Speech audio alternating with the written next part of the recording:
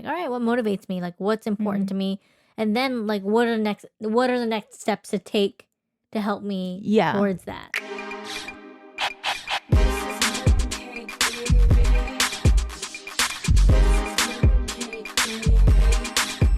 And then hopefully we'll get together on Wednesday, maybe. Oh, yeah, we don't even know if that's happening. I don't know. I feel like it is, but it's like up to you. Like I think it's just a few of us, right? Just hanging out. I think just a couple of people. Okay, I think so. So if it happens, it happens. If it doesn't, I'll guess it doesn't. It doesn't matter. But it'll be nice though. Yeah, it'd be nice just getting everyone together and stuff like that. So it'd be nice. And seeing your artwork and everything. I guess. I mean, like, yeah. I guess I'll put it up. Here they are. Here they are. This is my collection. It's like 4 pages. It's anything's more than one is a collection. Well, I mean, you know what? I'm really glad I got this like break. I got laid off from DoorDash, and like I had I was trying to get on another job, but like nothing worked out. Mm-hmm.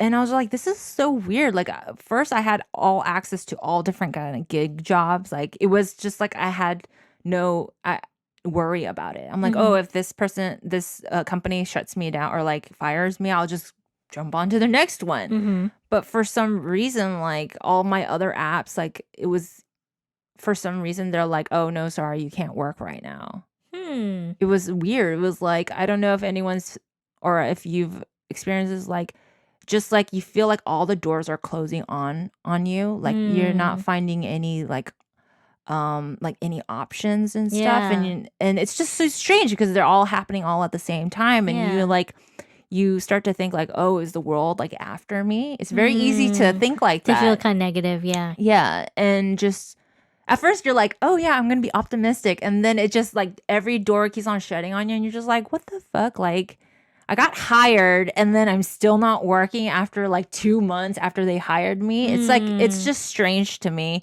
that I kept on like having these like false hopes, and then finally I'm starting to work again. Oh, nice. Yeah, I am actually with Uber Eats right now. Oh, okay. And I was very like, because I was like, I've done that. Yeah, I want to move on, and I was so I was trying to force it to happen, like me transition to something else. But after the whole 3 months of break and like just being kind of like forced by life to just slow it down, like not just for one day, but for 3 months, and just get a real taste of like how it feels like without a job and stuff. And it kind of helped me reevaluate what are my motivations in life. You know what I mean? You really do. Like when people are looking for, you know, what they want to do with their life, you need a lot of quiet time. And I think we talked a little bit about that in the last podcast. I said quiet time is essential. But now, like really thinking yesterday overall about what I've been going through the last 3 months, it was painful. It was hard. But I reevaluated myself because there was a point where it was getting harder and harder for me to get out of bed because my main motivation was to just pay off my bills, pay off my debt. But really, it's not. It's about what creative projects am I looking forward to do. Yeah. You know, I mean, paint is not cheap. Canvases are not cheap. Yeah. I got the paint brushes and everything, but like to go buy paint is expensive. Yeah. So like I kind of held off for a while. Like I wanted to paint more, but I didn't want to use more credit to pay for the paint. Like I wanted to wait until, because right now, like I got to stretch it for like all the basic necessities, right? Yeah. Like shelter, you know, food, electricity and all that stuff. So I just like stopped painting. And then when I got the green light for Uber Eats, and yesterday was my first day working on it, I came back to the food delivery job like with more gratitude than I did before. Nice. Because before I was just like, oh, this is just like a shit job. You know what I mean? But I understand now it doesn't matter what job you do it with a grateful heart. And I think that's when doors start opening, ideas start to come out of your mind. I've just had like a crazy like revelation in the last couple of days. Oh, wow. That like I've understood, like, no more whining anymore. Of course, everyone will whine here and there. We're humans. But I just like connected those dots yesterday. It was so crazy and profound to me that I'm just like, man, when I was working for DoorDash, I was making like 1,000, 100, 1,200, 300 a week, right? And because my motivation, my list of things that I'm motivated about were in the wrong order. I wanted to make money first and get to my creative stuff. But really, I needed to change that around and say, hey, I'm motivated because I want to do more creative stuff. I want to paint more. I want to make more music. I want to, like, you know, it's things like that. And I see now, because I changed that around, I'm motivated to get out of bed. And I'm hoping like maybe this will help someone else out there too. And they're just like, I don't feel motivated to get out of bed. I don't feel like doing anything. And it's like, that means you need to sit with yourself quietly for a long time, peaceful, and you got to really dig in and like reflect about what's going on. I was really shocked. I was really shocked because, you know, when people lose their main source of income, it's depressing. Oh, yeah. Especially if you are the head of caring for everything, like the mortgage, the payment. It's hard. It's really hard. The stress and the pressure gets you. I'm grateful that I have Joseph because he brought in income too, and I made a little bit of income through my online stores, but it was a big chunk missing, and you could really get into a downward spiral because of your financial situation. But I really, really, on this small stage we have, or this little platform that we have, like whoever's listening to this and feels depressed, take my advice, really, and take a moment and really reevaluate what you want.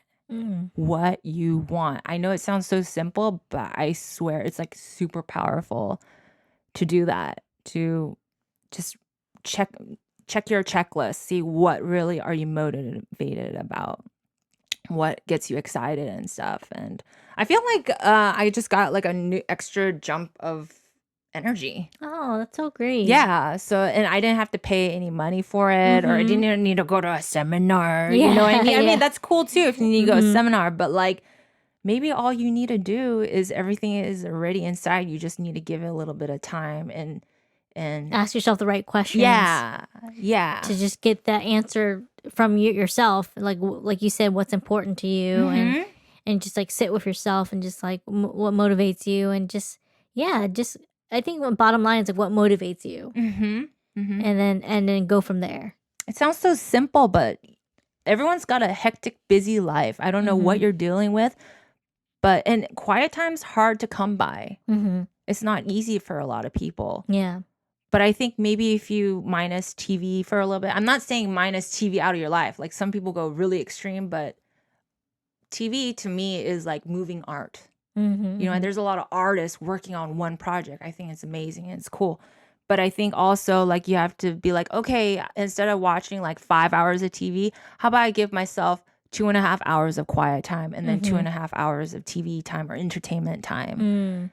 Honestly, I think you'll be surprised at what comes to you if you keep on practicing quiet time. You know? That's nice. It's in a way that you're like kind of meditating a little bit. Yeah. But you're like asking yourself like, all right, what motivates me? Like really asking those questions.